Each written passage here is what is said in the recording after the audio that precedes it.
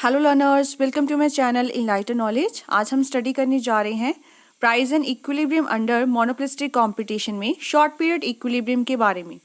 Monopolistic competition में क्या होता है कि एक फॉर्म का इक्विलिब्रियम अलग से ढूंढा जाता है, साथ ही में एक ग्रुप इक्विलिब्रियम होता है जो अलग से देखा जाता है।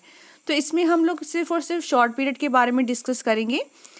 तो शुरू करने से पहले आपको बता देती हूँ, मेरा टेलीग्राम चैनल ज्वाइन कर सकते हैं। वहाँ पर हर एक वीडियो की आपको पीडीएफ फाइल मिल जाएगी। साथ ही में फेसबुक पेज को भी लाइक कर दीजिएगा, लिंक आपको डिस्क्रिप्शन बॉक्स में मिल जाएगा। जब हम मोनोपोलिस्टिक कंपटीशन की बात करते हैं तो इसकी जो कर्व्स होती हैं वो बिल्कुल सेम आपकी मोनोपोली के जैसे ही होती हैं। तो आपको बिल्कुल टेंशन लेने की ज़रूरत नहीं है। अगर आपने मोनोपोली वाला पूरा का पूरा चैप्टर पढ़ा है, उसकी कर्व्स को पढ़ा है, अच्छे से डिस्कस किया है मैंने वीडियोज़ में, तो अगर वो आपको बनानी आती हैं तो ये बिल्कुल सिंपल है। क्योंकि बस फ़र्क इतना है, इसमें जो कर्व्स होती हैं एमआर और एआर वो थोड़ी ज़्यादा इलास्टिक बनती हैं, क्योंकि लोगों के पास क्या होता है, सब्स्टिट्यूट अवेलेबल होते हैं। अगर कोई फर्म अपने चीज़ का प्राइस ज़्यादा कर देता है तो लोग क्या करते हैं, उस चीज़ की डिमांड को कम कर देते हैं और उसका सब्स्टिट्यूट की तरफ शिफ्ट हो जाते हैं, जिस वजह से इनकी जो कर्व्स होती है वो ज़्यादा इलास्टिक बनती हैं। लेकिन दोनों का मकसद सेम ही होता है। और मकसद क्या होता है इन दोनों फर्म्स का, मोनोपोली में भी मोनोपोलिस्टिक में भी, कि ज़्यादा से ज़्यादा क्या कमाना है, प्रॉफिट कमाना है। सो अंडर मोनोपोलिस्टिक कंपटीशन एक एम होता है जो प्रोड्यूसर का, वो प्रॉफिट मैक्सिमाइजेशन का होता है। और प्रॉफिट मैक्सिमाइजेशन की भी हमने जैसे मोनोपोली में दो कंडीशंस को डिस्कस किया था, इसमें भी हम वैसे ही दो कंडीशंस को ही लेकर चलते हैं। जो सबसे आपकी मेन सबसे पहली जो कंडीशन होती है वो क्या होती है कि M R is equal to M C, कि आपका जो मार्जिनल रेवेन्यू होगा वो मार्जिनल कॉस्ट के इक्वल रखा जाएगा। मोनोपोलिस्टिक कंपटीशन में भी आपका जो मार्जिनल रेवेन्यू है वो एवरेज रेवेन्यू के इक्वल नहीं होता है। ये कंडीशन सिर्फ और सिर्फ कहाँ होती है, परफेक्ट कंपटीशन में होती है। ना ही ये मोनोपोली में होती है, ना ही ये मोनोपोलिस्टिक में होती है। ऐसा क्यों है? क्योंकि इसमें अगर फर्म को ज़्यादा से ज़्यादा यूनिट सेल करने हैं तो क्या करेगी, वो प्राइस को कम कर देगी ताकि लोग क्या करें, ज़्यादा से ज़्यादा डिमांड करें। और वहीं अगर उसने कम सेल करना है तो वो क्या करेगा, प्राइस को बढ़ा देगी। तो जिस वजह से हमारी जो एवरेज रेवेन्यू कर्व है वो डाउनवर्ड स्लोपिंग बनती है। एवरेज रेवेन्यू कर्व का मतलब क्या होता है, ये प्राइस की बात कर रहे हैं। अगर हम प्राइस और आउटपुट की बात करते हैं, उससे क्या बनाई जाती है, डिमांड कर्व बनाई जाती है। तो इन दोनों का केसेस में क्या होता है, एवरेज रेवेन्यू, मार्जिनल रेवेन्यू, दोनों की दोनों आपकी डाउनवर्ड स्लोपिंग ही बनती हैं। So a firm under monopolistic competition, ये आगे आपकी दो कंडीशंस। पहली कंडीशन क्या है, M C is equal to M R, ये कंडीशन हो गई। और सेकंड हो गई आपकी M C cuts M R curve from below. जैसे कि हम मोनोपोली में बनाते थे, ये आपकी क्या होती थी, मार्जिनल रेवेन्यू कर्व, इसको बिलो से कट करके आपकी एम सी जाती थी, तो ये पॉइंट इक्विलिब्रियम वाला आ जाता था। तो वैसे ही इसमें भी ये दो कंडीशंस होगी। अगर ये दो कंडीशंस फुलफिल हो पा रही हैं तो एक फर्म वहाँ पर क्या होगी, इक्विलिब्रियम पर होगी। शॉर्ट पीरियड के बारे में डिस्कस कर लेते हैं। शॉर्ट टर्म पीरियड क्या होता है, जिसमें हम लोग कुछ हद तक अपनी प्रोडक्शन को बढ़ा घटा सकते हैं। और वो हद क्या होती है कि जैसे एग्जिस्टिंग कैपेसिटी एक फर्म की, अगर मेरे पास मशीन है वो एक दिन में 10 कारपेट्स ही प्रोड्यूस करवा पा रही है, तो 10 से ज़्यादा मैं नहीं करवा पाऊंगी। अगर मुझे 10 से ज़्यादा का ऑर्डर मिलता है, मेरे पास इतना टाइम पीरियड बच्चे नहीं है कि मैं नई नई मशीन्स खरीदने जाऊँ या कोई एक नई फैक्ट्री कि बिल्डिंग ओपन कर लूँ या कोई प्लांट नया ओपन कर लूँ, तो इतना टाइम पीरियड मेरे पास नहीं है। तो शॉर्ट टर्म पीरियड क्या होता है, in which production can be increased only up to existing production capacity, जो कि उस चीज़ की एग्जिस्टिंग प्रोडक्शन कैपेसिटी है, जो उसकी लिमिट है, वहाँ तक तो हम प्रोडक्शन को इंक्रीज डिक्रीज करवा सकते हैं, इससे ज़्यादा नहीं। इससे ज़्यादा क्यों नहीं, क्योंकि हमारे पास टाइम इतना अवेलेबल नहीं है कि हम नई नई मशीन्स को खरीदें, एक प्लांट को बिल्डअप करें, कोई फैक्ट्री की बिल्डिंग करें। दैट्स वाई इसमें हम लोग एग्जिस्टिंग कैपेसिटी तक ही क्या करवा सकते हैं, इंक्रीज डिक्रीज करवा सकते हैं। शॉर्ट टर्म पीरियड में इक्विलिब्रियम, ये देखो फिर से वही पॉइंट्स आ गए कि M C is equal to M R होना चाहिए और M C cuts M R from below. Short term period में हमें 3 सिचुएशंस देखने को मिलेंगी, जैसे ही मोनोपोली में हमने किया था। क्या थी वो, super normal profit, normal profit and loss. ये लॉस होता है बच्चे मिनिमम लॉस, कम से कम लॉस जो फर्म को हो सकता है वो कहाँ पर होगा। तो इसको हम लोग डिस्कस कर लेते हैं। सबसे पहले बात कर लेते हैं सुपर नॉर्मल प्रॉफिट की। ये सारे के सारे जो है ये एक फिगर की डिस्कशन करवाई गई है यहाँ पे, सिर्फ और सिर्फ यहाँ पे आपने फिगर्स को बनाना होता है। तो ये आ गया हमारे पास। एक्स एक्सिस पे क्या आ जाएगा आपका आउटपुट, और वाई एक्सिस पे क्या लोगे बच्चे, रेवेन्यू एंड कॉस्ट, क्योंकि रेवेन्यू और कॉस्ट का सी हमें बनानी है ना इसमें, तो रेवेन्यू और कॉस्ट हमें वाई एक्सिस पे लेना है। अब बनाना है हमें, क्या बनाना है, एम आर और ए आर। एम आर क्या होता है, नीचे होता है हमेशा एवरेज रेवेन्यू से, तो उसको हम लोग बना लेते हैं, और थोड़ी सी इसको इलास्टिक रखना है मोनोपली से, क्योंकि फ़र्क आपको पता होना चाहिए ना इन दोनों में। तो ये मेरी ऊपर वाली कर्व क्या बन गई, एवरेज रेवेन्यू, और नीचे वाली क्या बन जाएगी, मार्जिनल रेवेन्यू। अब जो कंडीशंस की बात कर लेते हैं। पहली condition M C is equal to M R, और सेकेंड था कि marginal revenue that M C cuts M R from below. तो ये हमारी एम सी इसको बिलो से कट करके जा रही है, और यही पॉइंट है जहाँ पर हमारी M C is equal to M R भी है। क्लियर है। तो ये पॉइंट आपका ई पॉइंट, और इसको हमें कहाँ से लेके जाना है, ऊपर तक लेके जाना है। ये रहा, ये तो पहली जो चीज़ होगी, कितनी आउटपुट की प्रोडक्शन हो रही है ओ एम की। क्लियर है। अब हमें क्या बनानी है बच्चे, एवरेज कॉस्ट आपको कितनी पड़ रही है। तो अगर सुपर नॉर्मल प्रॉफिट ढूंढना है तो आपको एवरेज कॉस्ट इसके बीचों बीच में बनानी होगी, ये वाली बनानी होगी, इसके अंदर में की तरफ बनानी है। तो जहाँ पे देखो ये पॉइंट इसको कट करवा रहा है, और एक ये पॉइंट कट हो रहा है, तो ये जो आपकी कंडीशन, ये आपका जो बनेगा शेडेड पार्ट, ये होगा एक फर्म का super normal profit. Super normal profit, इसको हम लोग पॉइंट दे देते हैं। ये ए पॉइंट आ गया, ये बी पॉइंट आ गया, ये जो आपका शेडेड रीजन है, ये सारा का सारा जो आपका निकल के आया है, ये एक फर्म का सुपर नॉर्मल प्रॉफिट निकल के आया है। हमें बस ई पॉइंट से ऊपर ले जाकर देखना होता है कि कहाँ पर इसको टच करवा रहा है, और एवरेज रेवेन्यू से तो करवाना ही होता है, क्योंकि वो हमारा प्राइस डिस्कस करती है, वो हमारा डिमांड को पता करती है, और ओ एम जो आपकी क्या है, आउटपुट है। ये सारा कुछ यहाँ पे लिखा गया है कि फर्म इक्विलिब्रियम पे होगा ई पॉइंट पे, क्योंकि ई ही ऐसा पॉइंट है जहाँ पर आपकी M C is equal to M R है। पॉइंट ई इंडिकेट क्या करता है कि हमारे इक्विलिब्रियम पॉइंट क्या निकलेगा, ओ एम। प्राइस क्या निकल के आया है बच्चे, ओ पी निकल के आया है ना, ये वाला प्राइस, और ओ पी और ए एम बिल्कुल सेम है, क्योंकि ये पैरेलल लाइंस है, ए एम भी इसको लिख सकते हैं। This equilibrium price A M is greater than average cost ना। ये जो आपका ए एम निकल कर आया है, ये ए एम निकल के आया है, ये क्या है, आपकी एवरेज कॉस्ट से क्या है, ज़्यादा है। एवरेज कॉस्ट क्या है आपकी, बी एम, ये रही, क्योंकि एवरेज कॉस्ट कहाँ से देखी जाती है, ये हमारी एवरेज कॉस्ट बनी थी, ये नीचे वाला पार्ट। ठीक है। ए एम बच्चे क्या है, प्राइस ज़्यादा लगा रहे हो ना आप कॉस्ट से, तो एक फर्म को क्या होगा, फ़ायदा ही होगा। बी एम मेरी क्या है, एवरेज कॉस्ट है। रेवेन्यू मुझे क्या हो रहा है, ज़्यादा हो रहा है, so A M is greater than B M, जिस वजह से मुझे क्या मिल रहा है, प्रॉफिट मिल रहा है सुपर नॉर्मल वाला। और जो इसका आप माइनस कर दोगे ए एम में से बी एम, तो आपके पास क्या आ जाएगा, ए बी आ जाएगा, ये वाला पार्ट आ जाएगा। ठीक है। तो ये जो शेडेड एरिया आपका बनेगा ए बी सी पी, ये आपका क्या होगा, सुपर नॉर्मल प्रॉफिट। आगे हम बात करते हैं नॉर्मल वाले की। नॉर्मल में तो बिल्कुल सिंपल होता है, इसमें कर्व के ऊपर से ही आपको बनाना होता है। ये दोनों के दोनों कर्व्स बना लो, average revenue, marginal revenue, condition वही चलेगी, एमसी कट करवा दी।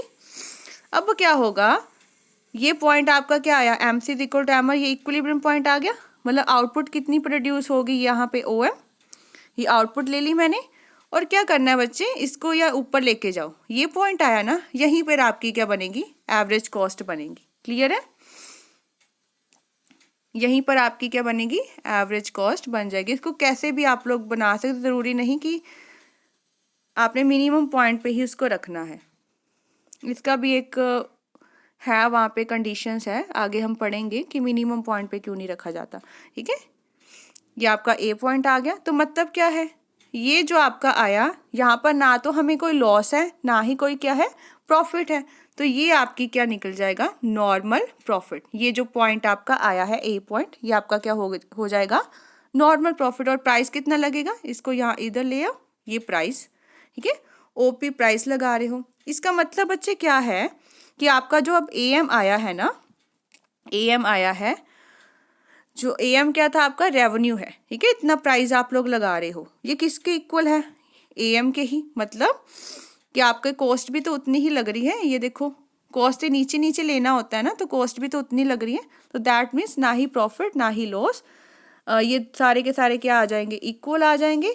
तो आपका एवरेज रेवेन्यू कर्व है वो टच करेगी एवरेज कॉस्ट कर्व को पॉइंट ए पे, जिसका मतलब फर्म को क्या मिलेगा यहाँ पर, सिर्फ और सिर्फ नॉर्मल प्रॉफिट ही मिलेगा। ये सारा कुछ यहाँ पे डिस्कस किया गया है, आप देख सकते हो। नेक्स्ट बात करते हैं मिनिमम लॉस की। मिनिमम लॉस में थोड़ा सा ये हो जाता है कि आपको यहाँ पे देखना पड़ता है कि कहाँ तक फर्म एक प्रोड्यूस करवा सकती है अपनी चीज़ों को। ये हम ले लेते हैं। अब तो आपको ज़्यादातर फिगर्स बनानी आ ही गई है, बस आपने देखना है कि लॉस वाली कंडीशन बनेगी कैसे। ये एवरेज रेवेन्यू बना, ये मार्जिनल रेवेन्यू बन गया। अब क्या करना है, सुपर नॉर्मल में इसके बीचों बीच लेते होते थे, क्लियर है, नॉर्मल में इसके ऊपर ही लेते होते थे। अब क्या करना है, लॉस बनाना है, तो लॉस बनाएंगे जो एवरेज कॉस्ट। अब लॉस का मतलब क्या होता है कि कॉस्ट ज़्यादा लग रही है ना, रेवेन्यू से कॉस्ट ज़्यादा लग रही है, तो इसीलिए कॉस्ट कर्व को बनाएंगे एवरेज रेवेन्यू से ऊपर ऐसे, ठीक है। ये देखो एवरेज रेवेन्यू बैठा, ये रेवेन्यू कम मिल रहा है, कॉस्ट ज़्यादा लग रही है, मतलब आपको क्या होने वाला है, लॉस ही होने वाला है। और एक जो हमारी कंडीशन थी ये वाली, ये तो फुलफिल करवानी ही करवानी है, एमसी को आपने ढूंढना ही है। ये पॉइंट निकला आपका ई पॉइंट, इसको ले जाओ एवरेज रेवेन्यू तक, लेकिन यहाँ पे हमें कुछ पता नहीं लग पा रहा है, ठीक है। तो ये जो आएगा ना पॉइंट यहाँ पे एवरेज कॉस्ट और ये एवरेज रेवेन्यू वाला जो ये पॉइंट बच गया, ये आपका बच्चे लॉस बनेगा कि इतना मुझे लॉस उठाना पड़ रहा है, क्योंकि एवरेज कॉस्ट मेरी क्या है, ज़्यादा है एवरेज रेवेन्यू से इस कंडीशन पे।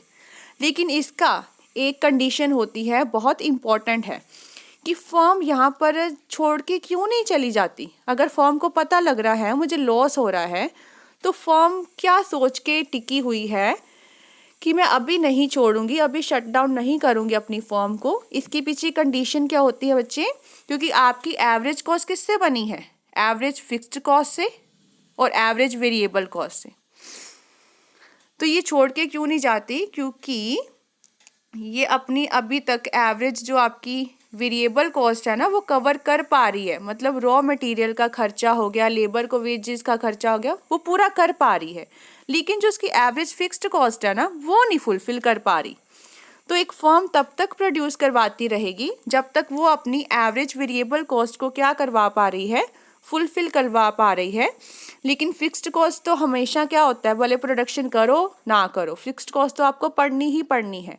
तो हम इसको पढ़ लेते हैं। शॉर्ट पीरियड में एक फर्म होगी इन इक्विलिब्रियम पे, जब उसको लॉस किसका उठाना पड़ेगा बच्चे, फिक्स्ड कॉस्ट का। देखो उसको वेरिएबल कॉस्ट का भी खर्चा नहीं, वेरिएबल कॉस्ट वो अपनी फुलफिल कर पा रही है, उसको खर्चा किसका उठाना पड़ रहा है, फिक्स्ड कॉस्ट का। इट इज़ मिनिमम लॉस है फर्म का। ई पॉइंट पे देख सकते हो M C is equal to M R आ गया। मैं शेडेड पोर्शन को ये पॉइंट्स दे देती हूँ ए बी, और ये आपका पी प्राइस है P1, ठीक है, कैसे भी आप पॉइंट दे सकते हो। इक्विलिब्रियम पोजीशन पे एक फर्म क्या प्रोड्यूस करवा रही है, इसको नीचे ले आओ, ये आउटपुट आ जाएगी, OM आउटपुट को प्रोड्यूस करवा पा रही है। Price of equilibrium output of OM is OM का, ये जहाँ पर इसको नहीं यहाँ पे कट किया था ना एवरेज रेवेन्यू को, प्राइस क्या था OP1। और एवरेज कॉस्ट क्या है आपकी, कॉस्ट देखो ज़्यादा लग रही है ना, ये सारी मेरी एवरेज कॉस्ट है, कॉस्ट ज़्यादा लग रही है, ठीक है, रेवेन्यू इतना हो रहा है, जिस वजह से average cost is greater than average revenue. Hence जो आपका ये ए बी निकल के आएगा, ये क्या होगा बच्चे, लॉस होगा, ठीक है, पर यूनिट का लॉस होगा। But the price of equilibrium output OM is equal to ABC, ठीक है ना। ये इसका मतलब क्या है कि आपका जो ये प्राइस है वो आपकी एवरेज वेरिएबल कॉस्ट को तो कवर अप कर पा रहा है। Thus, in case of equilibrium, the firm will get its average variable cost from prevailing price AM. तो फर्म मतलब अपनी एवरेज वेरिएबल कॉस्ट को फुलफिल करवा पा रही है AM से, but it will not have to incur loss of fixed cost equivalent to AB per unit. The total loss of the firm will be BAP P1।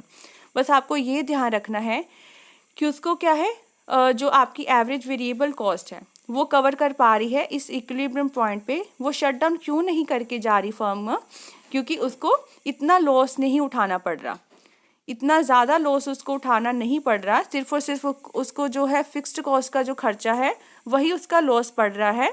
It have to incur loss of the fixed cost. ये A B जो निकल कर आया है ना बच्चे, ये fixed cost का उसको बस लॉस झेलना पड़ रहा है। एवरेज कॉस्ट पे, average variable cost, raw material, उसका खर्चा वो फर्म अभी तक क्या कर रही है, सेफली उसको निभा पा रही है। जब बच्चे एवरेज वेरिएबल कॉस्ट भी फर्म ना निभा पाए, किसका ये भी खर्चा बढ़ जाए, तो क्या होगा, फिर फर्म करेगी शट डाउन। ठीक है, फिर फर्म वहाँ पे छोड़कर चली जाएगी, क्योंकि अब वो लॉस झेल नहीं सकती। अभी तो वो लॉस को झेल पा रही है, ये इसका मिनिमम लॉस है, क्योंकि फिक्स्ड कॉस्ट का जो खर्चा है थोड़ा बहुत वो फर्म भर पा रही है। लेकिन जब उसने वेरिएबल कॉस्ट का भी खर्चा भर पाना बंद कर दिया, कि अब वो कहती है कि हाथ खड़े हो गए कि अब खर्चा नहीं झेल सकते, तो वहाँ पे फर्म आपकी क्या करेगी, शट डाउन करेगी। तो ये आपका जो निकल कर आया है, इसका मिनिमम लॉस है, कम से कम जो लॉस हो सकता है एक फर्म को। आई होप आपको तीनों कंडीशन अच्छे से पता लग गया होगा, क्लियर हो गया होगा। कोई भी डाउट हो मुझे कमेंट सेक्शन में पूछ सकते हैं, या फेसबुक पेज जो मैंने लिंक आपको दिया है डिस्क्रिप्शन बॉक्स में, वहाँ पर मुझे मैसेज करके भी अपनी कोई भी कन्फ्यूज़न है वो पूछ सकते हो। आई होप आपको अच्छे से क्लियर हो गया होगा। अगर ये आपका थोड़ा सा दे दिया गया है मैंने कि सारी कंडीशन इसमें फुलफिल करवा दी गई शॉर्ट टर्म पीरियड में, M C is equal to M R है, वो आपका प्रॉफिट का इक्विलिब्रियम पॉइंट हो जाता है। सेकेंड कंडीशन है if price is less than A V see the firm should stop its production. ये मैंने आपको पहले ही बता दिया, जब ए वी सी वो कवर नहीं कर पा रही है प्रोडक्शन छोड़ देगी। ठीक है, अगर वो कवर कर पा रही है, एवरेज रेवेन्यू ग्रेटर है, सुपर नॉर्मल मिलेगा प्रॉफिट। एवरेज रेवेन्यू कम है, एसी से क्या मिलेगा, लॉस मिलेगा। क्लियर है। However the firm will continue its production as long as prevailing price cover its average variable cost. जब तक प्रिवेलिंग जो फर्म है अपनी एवरेज वेरिएबल कॉस्ट को कवर अप कर पा रही है, तब तक वो करेगी प्रोडक्शन। जब वो उसको नहीं कवर कर पाएगी तब कर देगी शट डाउन। बस ये आपका कंक्लूजन बताया गया है। आई होप आपको अच्छे से समझ आ गया होगा। अगर वीडियो हेल्पफुल लगी हो चैनल को ज़रूर सब्सक्राइब कीजिए, like share and comment and press the bell icon, ताकि हर वीडियो की नोटिफिकेशन आपको टाइम टू टाइम मिलती रहे। Thank you.